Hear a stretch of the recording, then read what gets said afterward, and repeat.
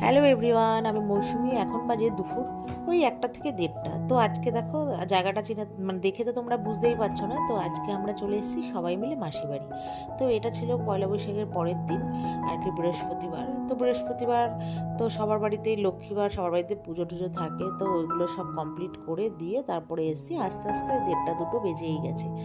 তো আসার পরে এই যে দেখো আমরা সবাই বসেছি এখানে, আর বাইরে তো প্রচণ্ডই গরম, আর গরমের কথা কি বলবো।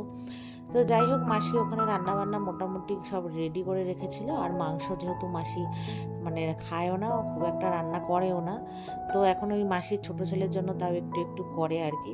তো যাই হোক, তারপরে এসে মা রান্না করলো মাংস। তারপরে আমরা ওখানে সবাই মিলে গল্প করলাম। তো গল্প করার পরে তো মাসি বলেছিল কি চা খাবি, জানে যেহেতু আমি চা ভালোবাসি। আমি বললাম না, শরীরটা ভালো লাগছে না, আর এত গরমে খাবো না। তো তারপরে বললাম ভাত দিয়ে দাও। তো মাসি ওখানে উচ্ছে কুমড়ো ভাজা আর করেছিল কি পটল ভাজা, লাউ পাতা দিয়ে চিংড়ি মাছ, মাংস, মাছ, আর হচ্ছে টক ডাল। ঠিক আছে, এইসবই করেছিল। তো খাওয়া দাওয়া কমপ্লিট করে আমরা হচ্ছে একটু গল্প করছিলাম। তারপরে বিকেলবেলা মাসি করেছিল চা, তার সাথে বিস্কুট, আর এনেছিল চপ আর পেঁয়াজি। তো চপ পেঁয়াজি খাওয়ার পরে তো মাসিকে বললাম, মাসি তুমি তো আজকে একটা জিনিস দাওনি, সবই দিলে। বললো কি? আমি বললাম আমুল দুধ। বললো হো।